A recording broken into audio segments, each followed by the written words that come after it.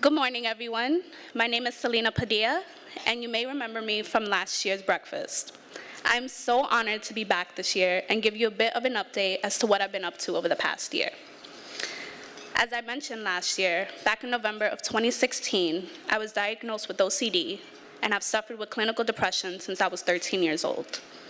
The OCD left me with debilitating anxiety that prevented me from leaving my home, living my life, and being happy. Now let me tell you, I've come a long way since then. I mean, come on. A girl who had debilitating anxiety for 4 years spoke in front of 500 people last year. Thank you. I have to say that's a huge accomplishment.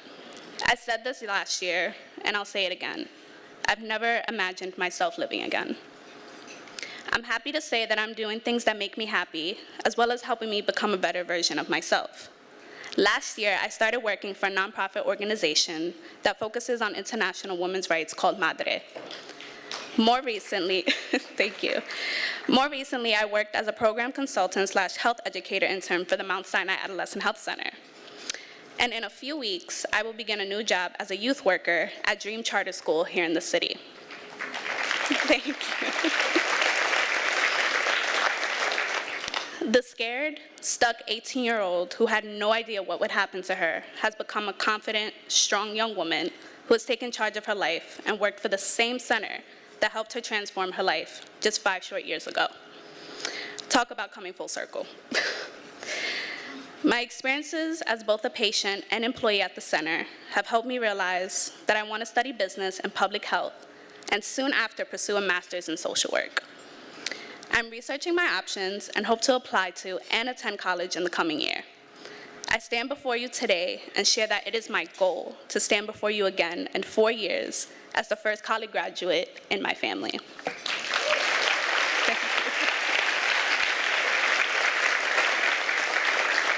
Thank you.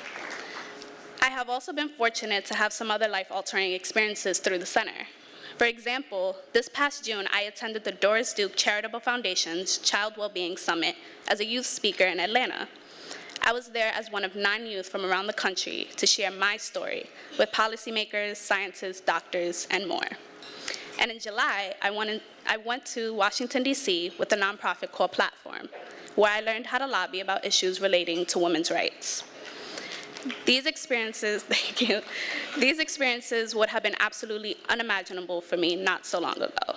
But because of the support and care I have received at the Mount Sinai Adolescent Health Center, I am now confident enough to do the many great things that I know I can. 5 years ago, I took a chance and I called the center. And from that one phone call, I have learned how to take a chance on myself.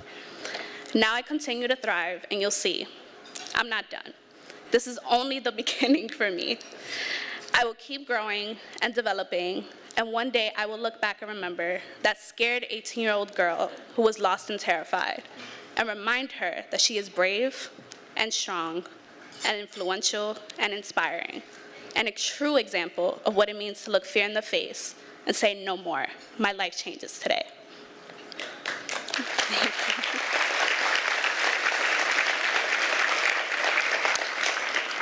The Mount Sinai Adolescent Health Center would not exist had it not been for its visionary founder, Dr. Joan Morgenthau. Please join me in welcoming Dr. Morgenthal's daughters, Ellie Hirshhorn, Elizabeth Wilson, and Joan Bright. Thank you.